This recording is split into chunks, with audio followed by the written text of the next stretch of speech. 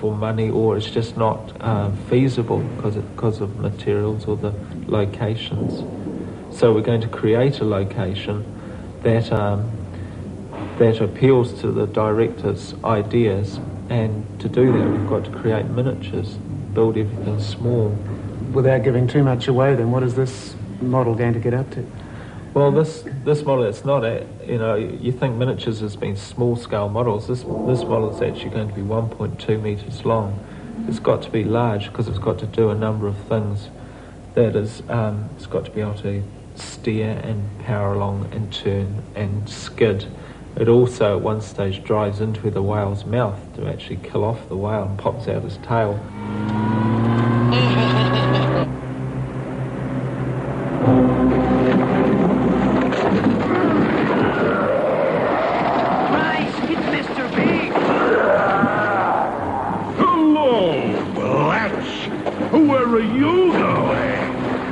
Taking what's mine. Don't try to stop us. You're out of your league, little fella. Kiss your ass. Goodbye. Take him out, Trevor.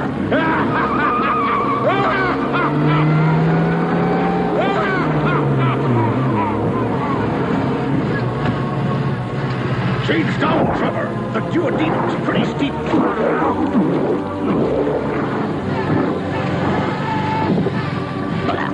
Which way, boss? Left or right? Follow the light.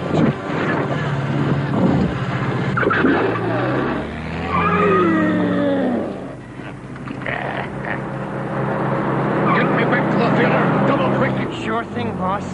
I'll have to change my suit. I'm covered in... But where does a Feeble get a new suit? How difficult has it been making costumes for these not real people, these extraordinarily shaped puppets and characters? Very difficult, because they're all such awkward sizes. Everything had to be draped. Every single garment that had to be made for the puppets, which was a huge amount, had to be draped with cloth, and then we worked from there and used that as our pattern. Someone like Cedric, for example, I mean, how on earth do you make a garment for a creature that's that extraordinary? Well, you start with the base of a calico and work, and then you end up with leather. For this one, I actually draped it onto a base and then worked off that and built the leather around it. Enormous scale. He's a bikie, so he's got a look tough. A big bikie. Yeah. And these are his trousers. Those are his leather pants. Yeah. He is rather big. He's got a big bum. Yeah, very strange bottom. He's very hunched over. He is. It's an odd shape. Interesting, though. The other end of the scale, of course, we've got something like that, these tiny little boots. Who are they for? Those are for Wynyard. He uses those in his knife throwing scene. These are little children's boots that we brought and used carbol to make the toes a bit more exciting, and a few bits of detail in silver. I don't think any real actress would be seen dead shaped like that.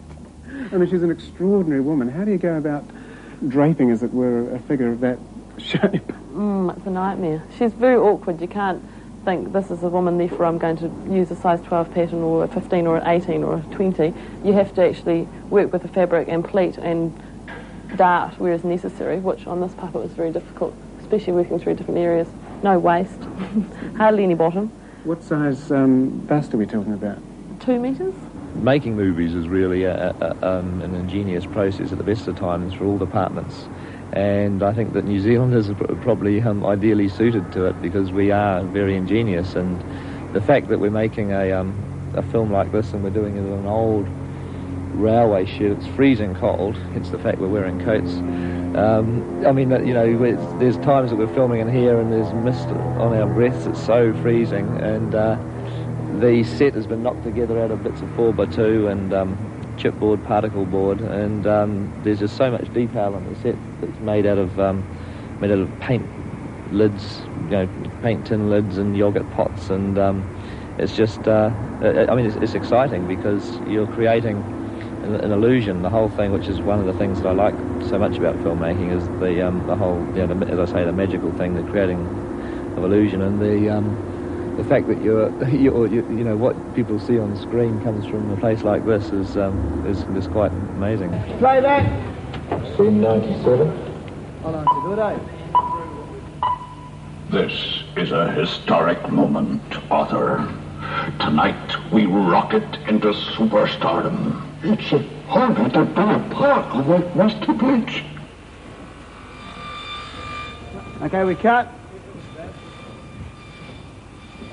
All the dialogue tracks were recorded before we started shooting, because the easiest way to make a film like this is to have your dialogue, your voices of your characters already recorded on a tape, and then just do the puppeteering to playback.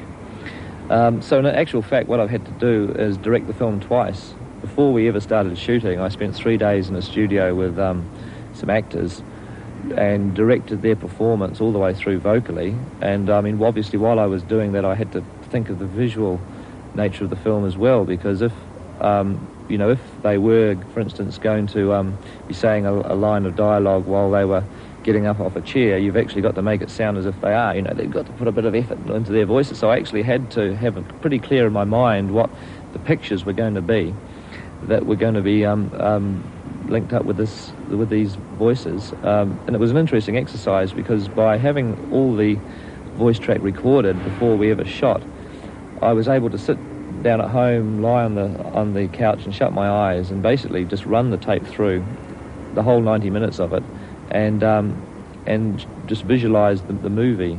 Jackson's hands-on approach means he directs and operates the camera. Sign coming up. I made a decision right at the beginning that I'd be the camera operator on the Feebles. It's not because I'm a particularly good camera operator, but I've just come from a background where I've sort of shot everything I've made. My Super 8 movies that I made when I was young, I was operating the camera on. I did most of the camera operating on Bad Taste, and I think the thought of just sitting back as a director on the Feebles was actually a little bit of a worry to me. I just wanted to be in there and more involved. The other advantage too was that because the puppets are your performers, and just the nature of the puppeteering and the way that they come across on camera, unless you're looking right down the lens at what you're getting, you're never quite sure of the way the puppets are coming across. They look different from certain angles.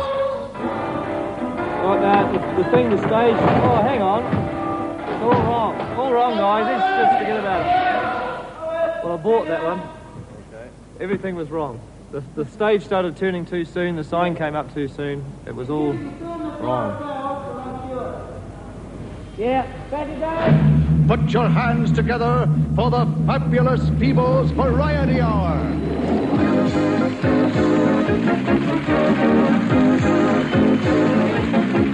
Meet the Feebles, meet the Feebles. We're not your average, ordinary people. Meet the Feebles, meet the Feebles. This is a historic moment, Arthur. Tonight we rocket into superstardom. It's honored to be a part of it, Mr. Bleach. More than this. How difficult is it to direct puppets as opposed to human actors? Well, of course, what you are in fact doing is directing the puppeteers, although it's interesting because you get so jaded on a shoot like this that half the time you're not actually directing the puppeteers at all. You're not talking to the puppeteers down below. You're actually looking straight at the faces of the puppets, and you're asking the puppet to do things. You have to sort of shake your head from time to time and stop yourself doing that, because you do start to think of them as characters.